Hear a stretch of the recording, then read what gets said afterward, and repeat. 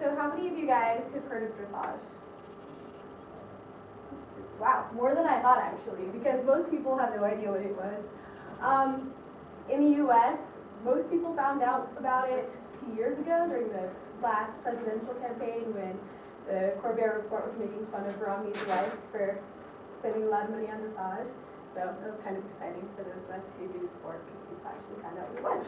So what I'm going to be talking to you about is, this is my sport. I'm going to go into a brief history, kind of how it's changed over the years, and how modern dressage works. So I started riding when I was like 8. I started out as a groom, mucking out stalls and stuff in exchange for riding lessons. And so, there's me riding very poorly as a child. But the history of dressage. For thousands of years, people have been using horses as a means of warfare. Before, we had the technology that we have today, that was big. And so it really originated in Greece. Students of Socrates is the one who first started training horses for battle. And then later on, it kind of was lost into the Middle Ages, and then again was starting to be used more closer to the modern age in Europe, by France and Spain especially. So the point of dressage, when you ride, you have to train the horses to ride together in a cavalry, close to each other, which means they have to be relaxed. They can't be all irritable with each other. And if you guys have worked with horses before, you know that a lot of horses get really ticked off if you make them be really close to each other. So you have to really train the horses to be calm, relaxed, and really listen to the rider. Another thing that's really important is when you ride, you need to be, if you're riding in a battle, you need to be able to wield weapons and stuff. So all of the communication between the horse and the rider happens in the core and the leg. And so a lot of people who start riding, they have to ride for their first 5 or so years without stirrups or reins, because they've got to learn to move with the horse. And so today, the Spanish riding school, it's actually in Austria, but they really are into classical forms of dressage. And so they have a lot of, they're very traditional and strict. You have to wear all of the stuff that the Spaniards would have worn in their cavalry. And so they only work with Lithuanian horses. They refuse to work with any other breed. And so they have to train them to do different things. Like this would be a move they'd have if you're in battle and you have people around you and you need a minute to get yourself together. You'd have the horse kick out and kind of clear the area around you and kind of trample people who are trying to kill you. And so it's been a very male-dominated sport for a long time because it was originated for war. But recently, I've been kind of happy about this, they recruited their first female rider just this last year, into the Spanish riding school. So in dressage,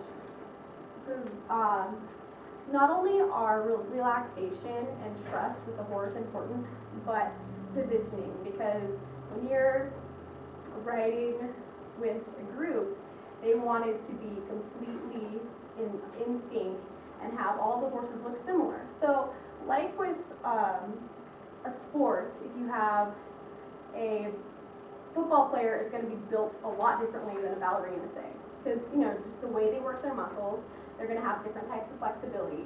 And so with dressage horses, you can tell if they've been trained correctly because of the way their muscles are built. They're going to have a lot of extra muscle in here, and then the way they carry themselves, like in posture, they need to have the pole at the top of the horse's head needs to be the highest point. And then their back can't be like this, because that's bad posture. It's like if you're dancing and you're like this, you need to be tucked and have good posture. So the horse's back needs to be up, and they need to step under. And then the pole should have a vertical line to the snout. And so these are just some basic principles of how you train, and depending on how you ride, this really determines how well you do with your horse. And so when we get into modern day dressage, kind of funny because people call it horse ballet. And so Stephen Colbert had a pretty funny joke about this. I thought it was great. You know, what are the origins of dressage? Because someone just one day some horse say, Dad, I don't want to charge into battle, I want to dance. And so, horse ballet. So, when we get into the contemporary sport, which is what I do, we have a 60 by 20 meter arena. Geometry is really important. You have to memorize different tests depending on what level you're at, and you have to know exactly, you have to be very rhythmic and exhibit to the judges that not only can you perform all the different movements that you train the horse to do, but all of the communication is subtle, silent. You're sitting there, you're quiet. You can, pretty much all of the A's are invisible. So you can't tell that the rider's doing anything. It should look really easy. And so this is, so geometry is really important.